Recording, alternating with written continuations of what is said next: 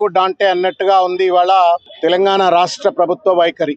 ఒక పక్కన లక్షల మంది విద్యార్థుల భవిష్యత్తును కాలరాసే విధంగా బాధ్యత కలిగినటువంటి రాజ్యాంగ నిబద్ధత కలిగినటువంటి ఒక తెలంగాణ పబ్లిక్ సర్వీస్ కమిషన్ లోపభూయిష్టంగా పరీక్ష నిర్వహించి మొత్తం తప్పుడు పద్ధతిలో పరీక్ష ఫలితాలన్నీ కూడా ప్రకటించేటువంటి ఒక తీరులో వ్యవహరించి ఇవాళ ఆ తప్పిదాన్ని సరి చేసుకునేటువంటి అవకాశం ఇవాళ హైకోర్టు వాళ్ళు ఇచ్చినారు. ఆ హైకోర్టు ఇచ్చినటువంటి ఒక అవకాశాన్ని సద్వినియోగపరచుకొని జరిగిన తప్పును సరిదిద్దుకునేది పోయి వాళ్ళ దుర్మార్గంగా దాష్టికంగా హైకోర్టు తీర్పును అమలు చేయండి అన్నటువంటి ఒక విద్యార్థుల పైన ఇవాళ పోలీసులు వాళ్ళు అక్రమంగా అరెస్ట్ చేసి కేసులు పెడతా ఉన్నారు.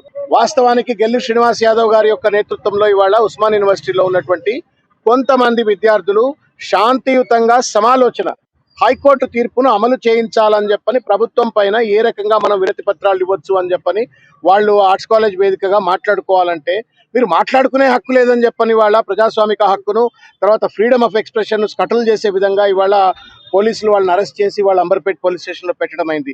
మేము రేవంత్ రెడ్డి గారికి ఒకటే విజ్ఞప్తి చేయదలుచుకున్నాం. హోంమంత్రి కూడా ఆయనే కాబట్టి, ముఖ్యమంత్రి కూడా ఆయనే కాబట్టి, ఏం పరిపాలన అండి ఇది? అంబేద్కర్ రాజ్యాంగమా, అనుల రాజ్యాంగమా? ఇది అనుముల రాజ్యాంగం అయితే చెప్పండి. రాహుల్ గాంధీ ఏమో దేశమంతా జై సంవిధానం చెప్పని రాజ్యాంగాన్ని పట్టుకొని తిరుగుతాడు.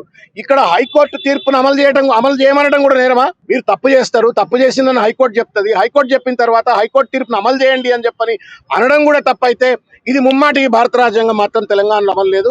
ఇదేదో హిట్లర్ రాజ్యమో లేకపోతే డిక్టేటర్ రాజ్యం నడుస్తా ఉంది. మేము ఒకటే చెప్తా ఉన్నాం, ఈ విద్యార్థుల పక్షాన, ఈ నిరుద్యోగుల పక్షాన ఈ గ్రూప్ 1 లో జరిగినటువంటి అవకతవకల పైన పెద్ద ఎత్తున ఎంక్వైరీ జరగాల. ఈ ప్రభుత్వానికి ఏమైనా సిగ్గు శరం ఉన్నట్టయితే ఈ పాటికే ఎంక్వైరీ లాంచ్ చేసి ఉండాల్సి ఉండే. మహేందర్ రెడ్డి గారి పాత్ర ఏంది? బూర వెంకటేశం గారి పాత్ర ఏంటి?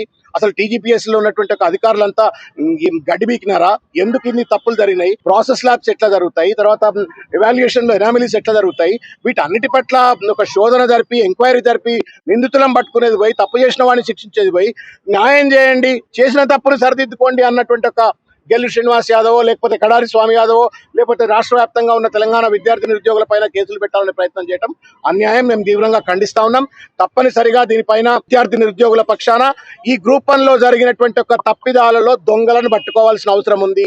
ఈ పరీక్షను మళ్ళా రీకండక్ట్ చేయాల్సిన అవసరం ఉంది. జ్యుడిషియల్ ఎంక్వైరీ జరగాల. దీనిపైన తప్పనిసరిగా పెద్ద ఎత్తున ప్రత్యక్ష కార్యాచరణ చేపడతాం. ఎన్ని పోలీస్ కేసులు పెట్టినా కానీ ఊరుకునేది లేదు.